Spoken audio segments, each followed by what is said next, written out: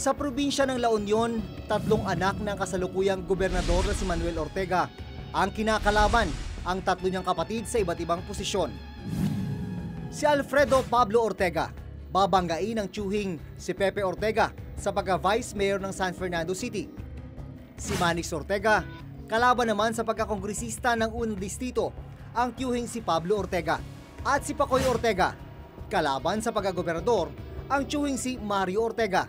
Let's put it this way, parang nagmamadali yung mga mas bata. They would not want to let the seasoned elders to continue or would rather that they be the ones to take over the realms of the position that we are in. I love and respect my uncles and every member of the family. Anybody who is qualified to run for a position is totally free to do so.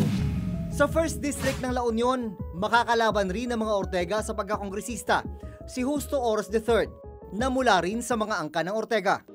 Ang pagtatapat na ito ng mga Ortega, oportunidad daw para sa kanilang mga kalaban. Gaya ng mga dumpit na 15 taon nang lumalaban sa kanila sa pagkagobernador. Just like in any dynasty or regime, meron din hangganan, di ba?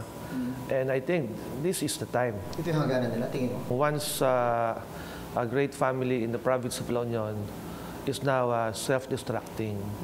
So this is an opportunity for us to come in. Kandidato rin sa pagkagobernador si dating Undersecretary Henry Bacurnay Jr. at Pastor na si Clark Aronio III.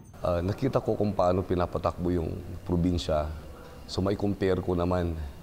So marami talagang pagkukulang. Napakayaman ng probinsya namin kasi sayang yung potentials na hindi nabibigyan ng saysay. Nagawa po natin ng best, lahat ng aming makakaya para kami po ay mapansin, pasukin lahat ng mga iba't ibang lugar.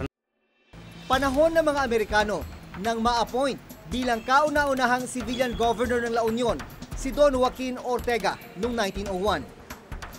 Makalipas ang 114 na taon, halos lahat ng mataas na pwesto sa probinsya ang nakaupo mga Ortega. June Veneracion, Nakatutok, 24 Oras.